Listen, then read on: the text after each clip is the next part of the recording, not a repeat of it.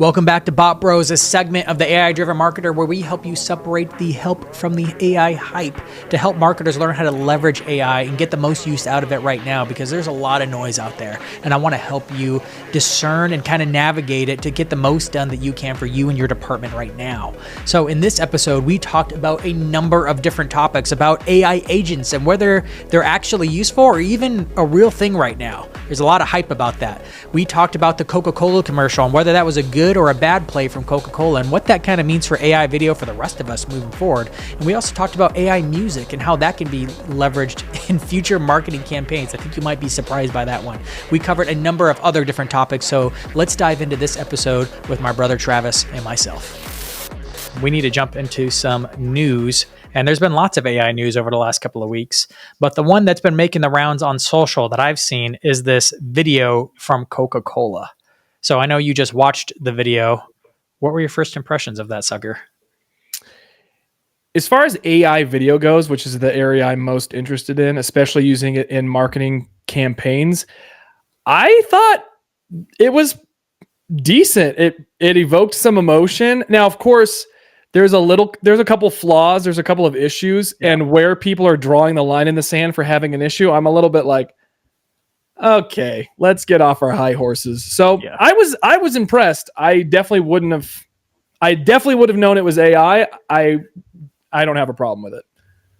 Yeah, I thought it was nice from a video perspective. I definitely thought, I'm like, this is the best I've seen. This is the most like, wow, productive that I've seen AI video ever used. Like, it was actually usable. Yeah. Is it Coca-Cola good? No.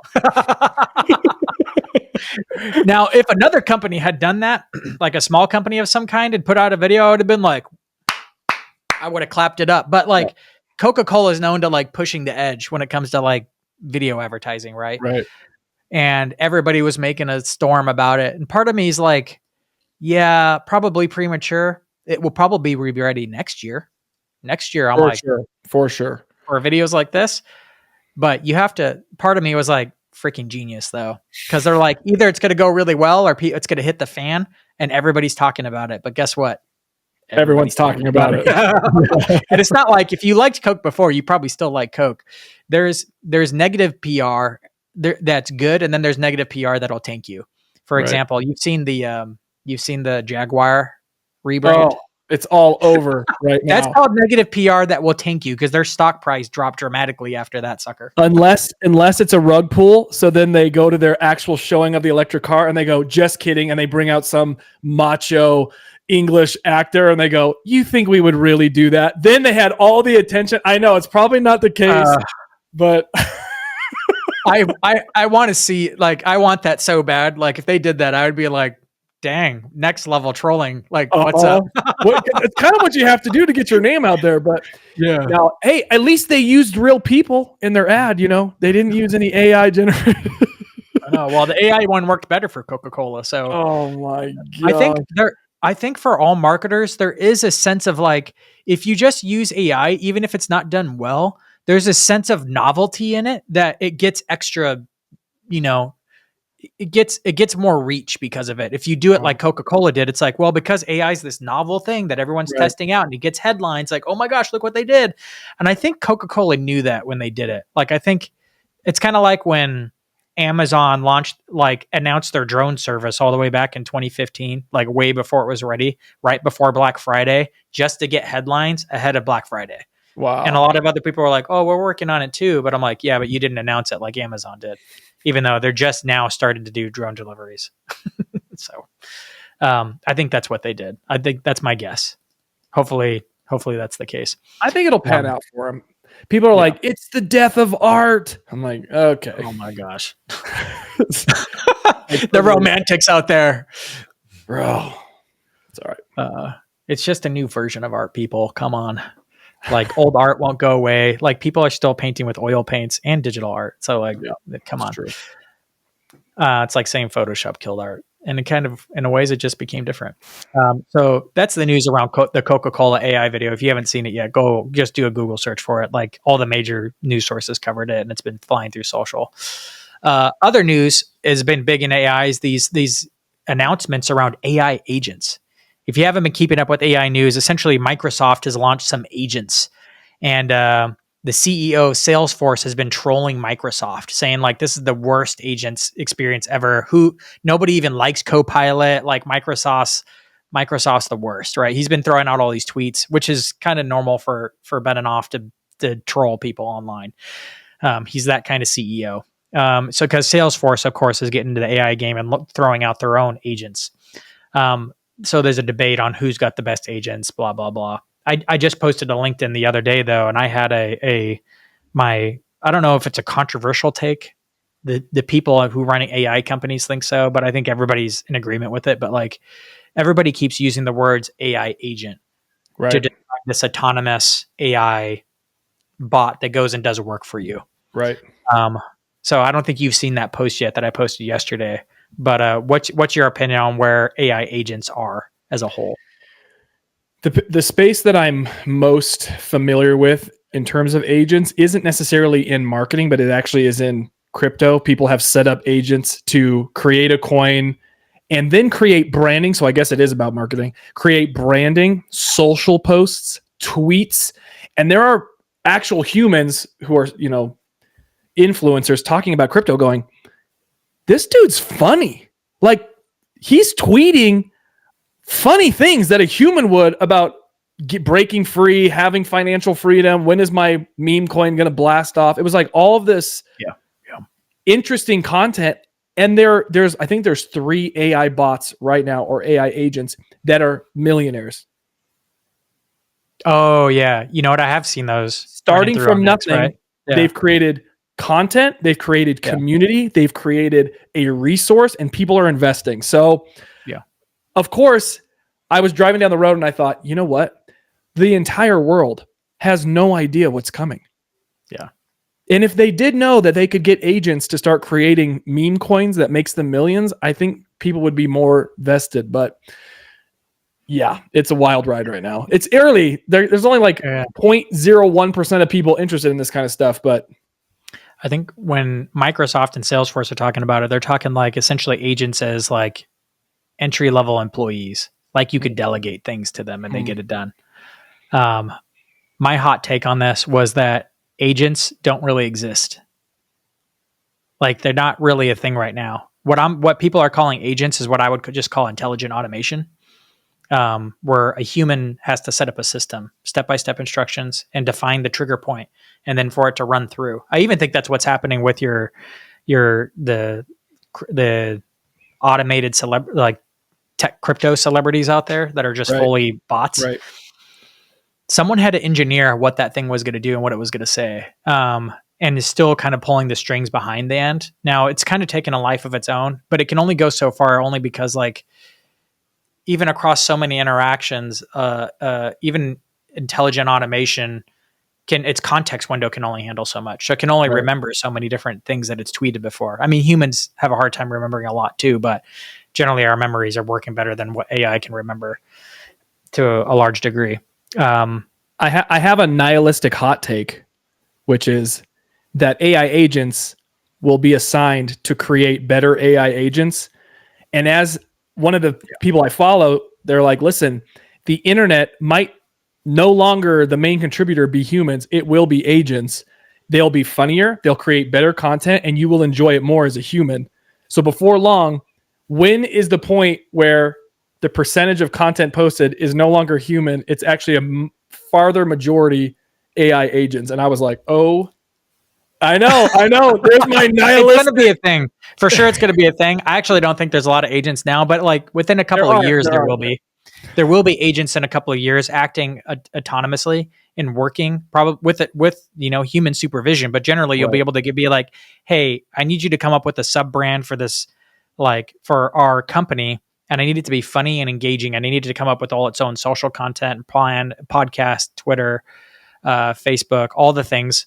It's going to come up with the content, but it's going to get reach, but ultimately in a way that drives sales at the end of the day. Right.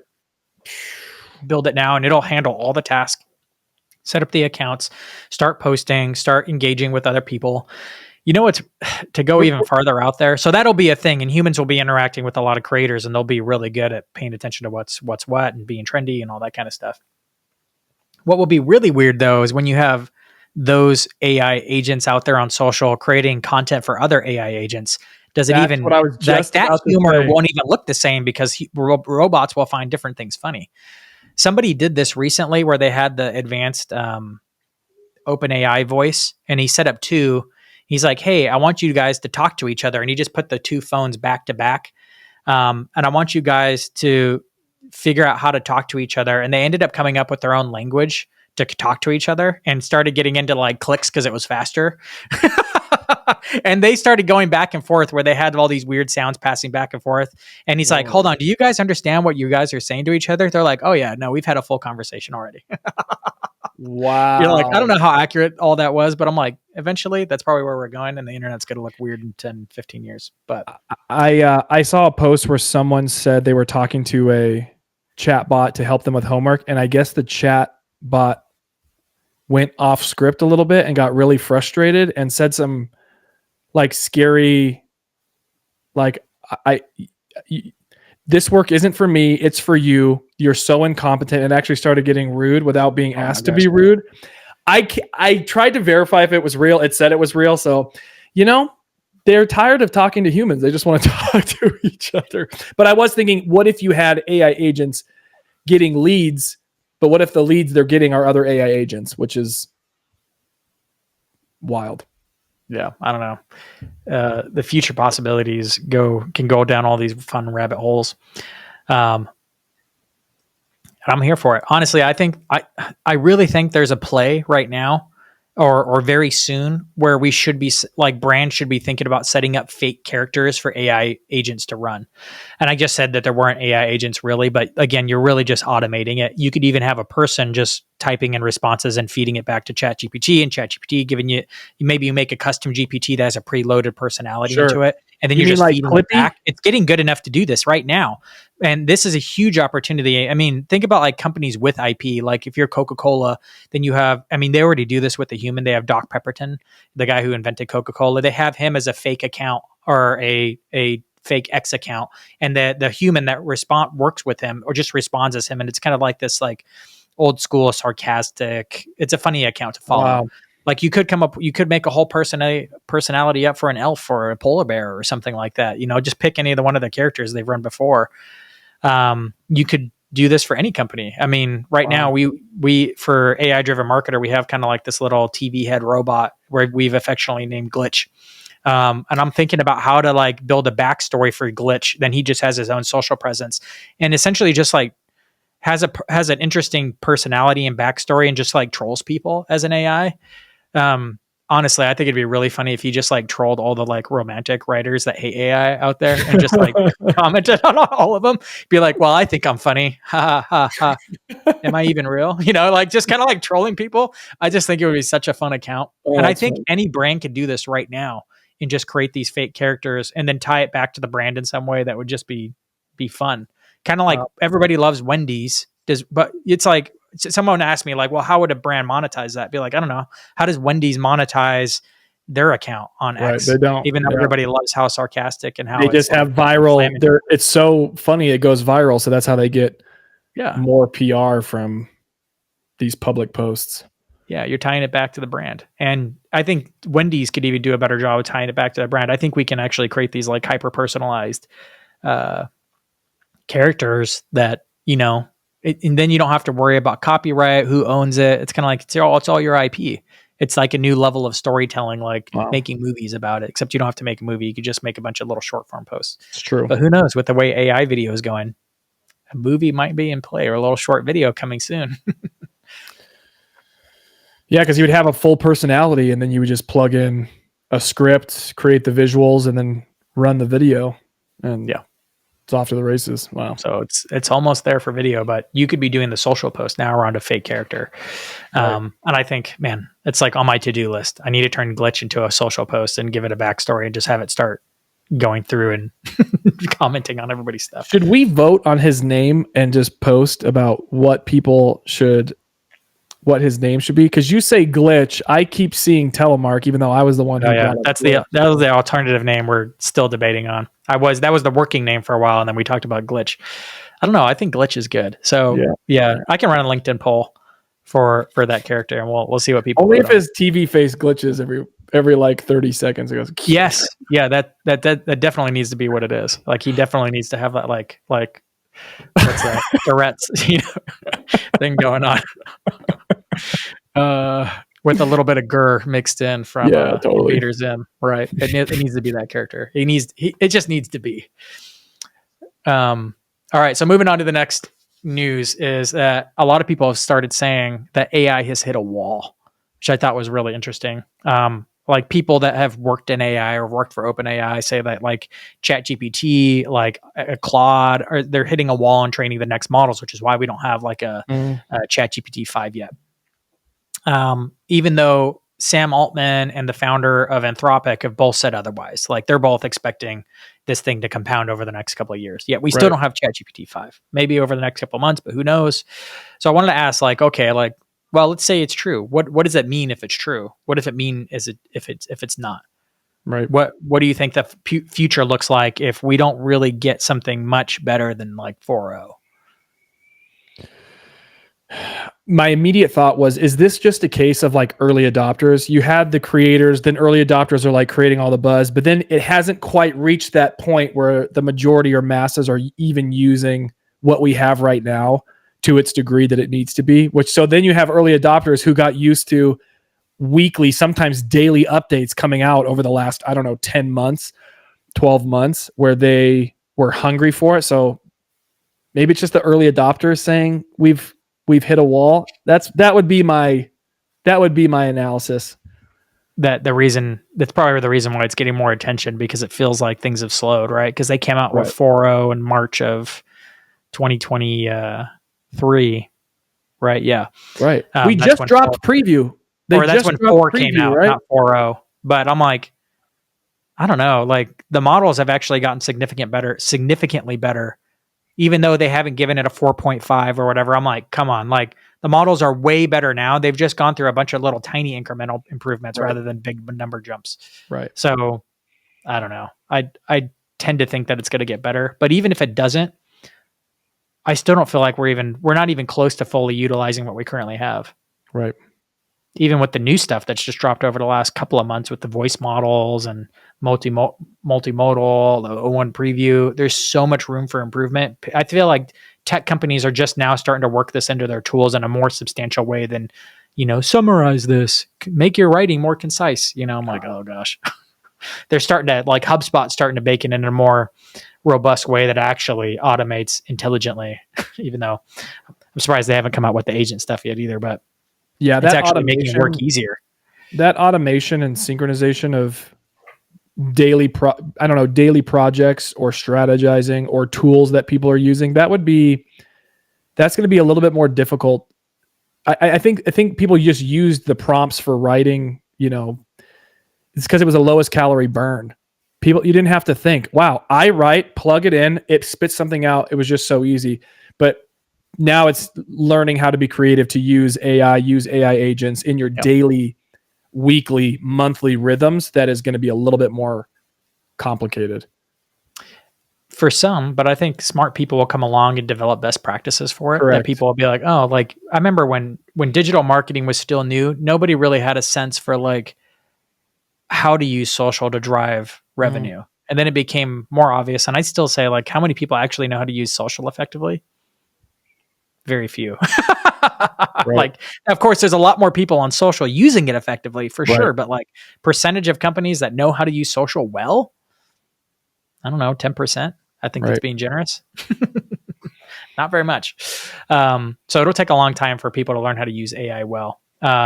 Even if they never upgrades again, if we never get something better than 4.0, and that's fine. But of course, I think it'll continue to get better and better over the next couple of years, which if it doesn't get better, then it'll only become a part of marketing. But if it continues getting better, it will completely dominate and take over marketing and all the other business units as well. That's kind of where I expect it to go.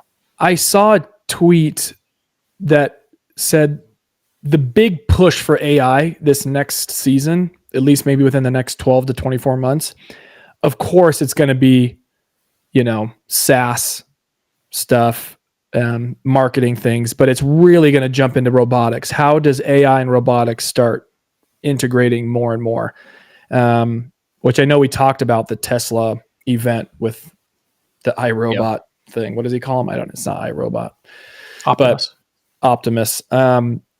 People are saying I think that'll be the next big breakthrough. When that will happen, I don't know. I saw a video that Kim Kardashian bought one of those Tesla robots, supposedly. I don't know if it was real or if it was just staged. I'm sure it's just hype. Even if she did, it's just for the publicity. Yeah. And that's a thing. That's honestly, that is a thing to think about for any company, is doing, like, the CFO will not get it, but marketers, you will get this. Like, buying an Optimus robot makes sense purely for publicity right now. Yes, like 100%. Imagine you just buy a normal trade show booth and you have an Optimus bot in it. Oh my publicity. gosh! Everybody would lose their freaking mind. The logo right now. Slap the logo like Iron Man chest. Like, dude, people are just. You could just have it standing there, not moving at all, waving, just trying to answer questions. People would lose their freaking minds right now, right? I mean, unless it's like a really, really AI tech conference, like there's that big tech conference in Las Vegas in January. I forget what the CES or something. Yeah, like if it's a consumer, like they already have tons of robots, but like for most B2B marketing conferences, or if it's like a health conference, like throwing an Optimus bot in there is going to get attention. So there's a lot of publicity around stuff like that. I can already see. Other than that, like, are robots going to be important for marketing? Like maybe at a trade show. I'm not sure how else you'd utilize a robot for marketing, because everything we do is digital. It's a great question. There's nothing that comes to mind other than that PR stunt. Them in trade shows. All of your 30,000, 30,000 technology have budget. A flyer neighborhood. Boss is like, you spent 30,000 on what? Dude, they spend. Companies spend like 50,000 for like a digital billboard on Times Square because it's a status symbol, right? Dumb. Yeah. Oh, that's when marketers aren't making decisions and boards and CEOs are making marketing decisions. Yeah, exactly. That's where that comes from. The CFO is always a fan of that one too. So that's what I had in the news. Oh no, I do have one more news item, and it's kind of like, I just want to talk about real quick, like the state of workplace AI. And I specifically mean like Microsoft Copilot, Google Gemini, and other things like that, where it's like built into your work suite. I've only just started playing with this stuff. Have you played with Copilot or Gemini? I haven't, other than noticing all of my Google searches for just about anything use Gemini to help me figure out answers, which I feel like that's been a shift over the last 2 weeks, where it's a majority of my Google searches are just using Gemini. But I haven't used Copilot or Gemini in the workspace yet. I haven't seen a single report of somebody like saying how they're crushing it with Copilot or Gemini, not Gemini as an AI, but Gemini in the context of their Google Docs. I haven't seen anything yet. I've heard, but I see the reports on people buying it. Like Microsoft's got has just raised has $2 billion in reoccurring revenue from Copilot alone. I'm like, frick, that's a lot of people. That's a lot of licenses. That's a lot of freaking licenses for Copilot. I mean, it's a lot of big companies just buying it en masse for their employees, but I haven't seen a single thing of it. Like, oh, look what I did with Copilot when I mixed it into the SharePoint and has access to all my Excel sheets. And they just had a big conference yesterday that talked about how it's even better now. And I'm like, yeah, but I haven't seen anybody crush it. I'm trying to get into Google Gemini now to see how I can blend it with Docs to see like, wouldn't it be cool if you had not a Copilot, like a custom GPT, which I think they're called Gems in Google Gemini, and it was loaded with Google Docs or Google Sheets that was dynamic. So you didn't load it in once and it was static, but like the custom GPT was essentially Gem was always updated because it always had new information that was loaded into the spreadsheet. Maybe that's being loaded in dynamically from a survey or something. So it always had fresh stuff in it. Wow. It's little things like that I'm like, I don't think it's doing that yet, but that's kind of the dream, that your AI would always be updated with the most, whatever's in the docs that it has access to. But I haven't seen anybody do anything cool with that yet, but that's kind of like the hope that it would get there, and that these AI tools would be dynamically aware of new information in there. Right. Wow. but I haven't heard of anybody making anything cool with it. So now I'm starting to pay attention to dig more into that. I'm hoping to report back on the show what I find. But if anybody else has anything, like, let me know. I'd probably interview you for AI Driven Marketer to unpack that. Poll result for this last week. I posted a poll last week, and I asked. It was kind of ambiguous, and some people got mad at me for this, but it said AI is going to be bigger than social media, and then the results were like little emoji 100, maybe, no way. Results of the poll were like 60% of people were like yes, like 100%. 27% said maybe, and 13% said no way. And to be fair, there's 177 votes. A lot of people are like, you can't compare those two things. If what my debate was like, yes, you can. Like, let's just look at like overall impact to society. Like, you can compare those things together. I think AI is going to be way bigger, like way bigger. Like big enough to sway a presidential election? Whoa. 100%. like they're saying social media did. Arguably already has, maybe. Like, case studies will be written over the next couple of years of how this last one went. I think social media finally took such a large shift for the outcome of the campaign because of interviews like Joe Rogan. I mean, unbelievable amount of eyeballs. So it's like, how can AI have such an effect like that? Time will tell, you know? I mean, social media has been around a while, right? I mean, it's true. Like, it's hard to tell exactly when it started, but this put a mark at like 2010. I mean, it was well ahead of that, but like 2010 is really where social media marketing really started to take off. And then, so we all know social media is a big deal, and it's influencing a lot: politics, economics, sociology. It's hitting all the big ones. Religion, right? It's like it's affecting all these different things in our lives. I just think AI is going to be bigger than that. It's going to influence all these things in a more drastic way than social media. Of course, these things aren't apples to apples, right? But they do overlap a lot. Because how does social media impact your healthcare? Not a lot, but AI will impact your healthcare dramatically in lots of different ways. Absolutely. How will it affect your child's education? Well, social media impacts that a little bit. AI will impact it dramatically.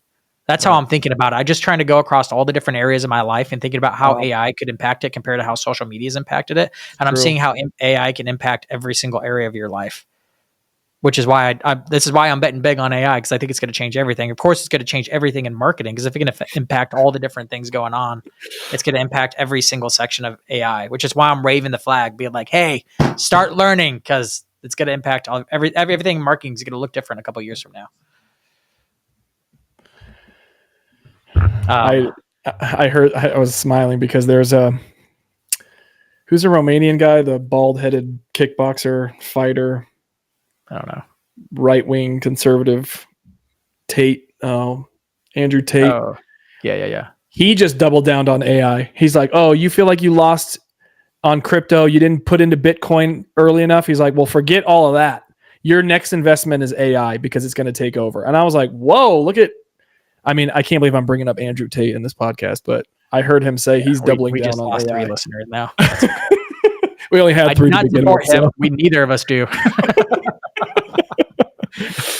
No, it's funny. Anyways, he saw the potential of AI, so he said something about it.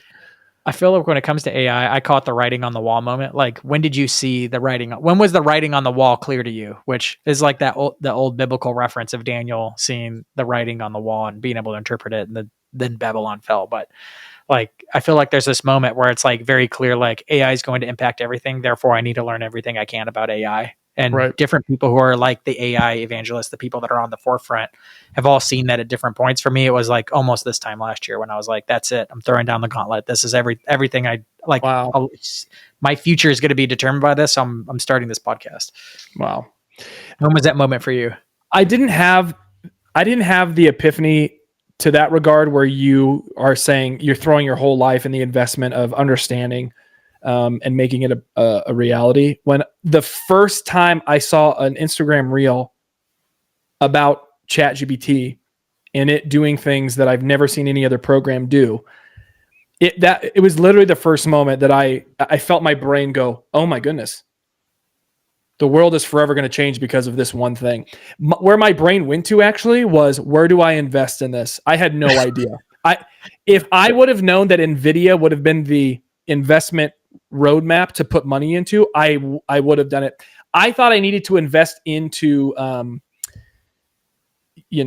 actual ChatGPT. OpenAI. I mean, but they're not public, so you can't. But they weren't public, so I'm like, where do I put my money? Because I just knew it was going to explode. Yeah. I did not think of like processors, which obviously now hindsight. I mean, some people did, but a lot of us were like, oh, I don't know, like what does it take? But I had the thought this is going to change everything, and it could change financially, financial things right away. Honestly, I guess I've probably undervalued the amount that I could utilize it, because it feels so big. Yeah. It feels so intelligent and extraordinary that I just felt it made me feel a little small, to be honest.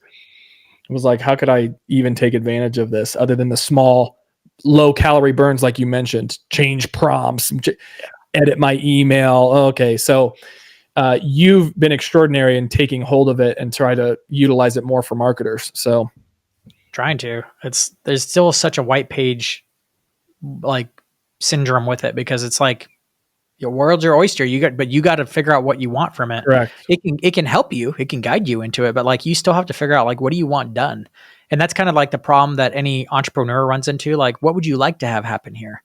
Right. And defining what ideal looks like in order to then have AI do it for you is difficult. It's hard to figure out what needs to happen here when nobody's done it before. And hopefully that's what we provide in the show, is giving some people some paths to run down of ways to use it to get a lot out of it. That's kind of like the overall premise of the show, is making it easy for people to run behind us.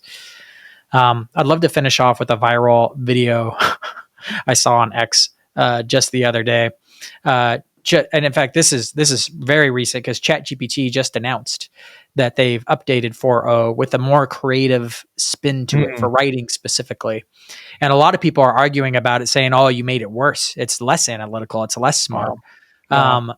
And I've been reading those, and I actually haven't like tested it enough to know, like, I don't know, is it better? Is it worse?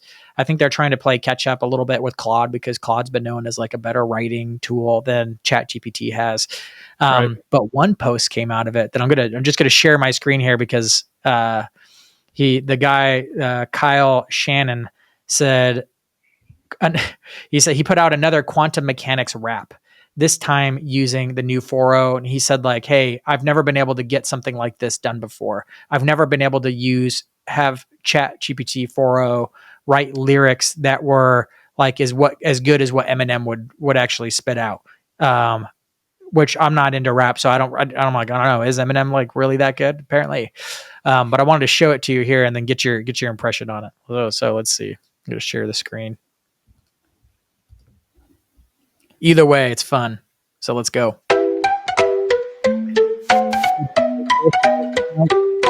Yeah. Light bounces when I move. I'm in the quantum groove. Blessings and particles, blessings and waves. God works in mysterious ways. Yo, my thoughts split like photons on a double slit. Two paths, same truth, but I'm loving it. Wave or a particle, man, I'm both. Faith in the math like a prayer I spoke. Einstein on the vinyl, space-time recital. Gravity pulling me back to the Bible. Planck gave me rhythm, Schrodinger gave me hope. I'm alive in the box, don't need the telescope. Blessings fall like light and stream. Come on. Do you listen to that? You're like, that, I mean, there's so many aspects of this. One, the lyrics, you're like, whoa. Two, the music from Suno, you're like, dang, that sounds good. It's pretty good. The beat's good. It's fun. It's catchy. I did a dive into AI music probably like last spring when that other AI music thing came out, and I thought it was really fun. Part of me was like, how can I use this for marketing? And I thought of some use cases, but now I'm like, I need to revisit this because it's gotten better and easier to edit songs, because sometimes it would screw up in some part of the song. You'd have to re-render it all, and it takes a long time. But I think creators need to be exploring this for social media content, because like putting out little jingles like that, and then you could put it, and then imagine if marketers are marketing on Spotify. Could. like if you're putting out like songs that like are just for marketers and have good beats to it, and yet the lyrics kind of reinforce either in funny ways, maybe even serious ways, like your value proposition or like your messaging in kind of a broad way. Come on. Like, wouldn't that be cool? Like, who's making music for marketers? Nobody. Would I listen to it? Yes. Like, dude, I'm even wearing marketing, like, or they're not marketing shoes, but they're like startup shoes, which is the closest thing I can get to marketing shoes because Gary Vee put out shoes. And I'm like, well, I'm not into sports, but I am into this stuff. So I'm wearing, they're K-Swiss startup. They stopped making them, but I'm still wearing them. I don't know what marketing songs look like, but if you figure it out, you show me one and I'll give you my honest opinion.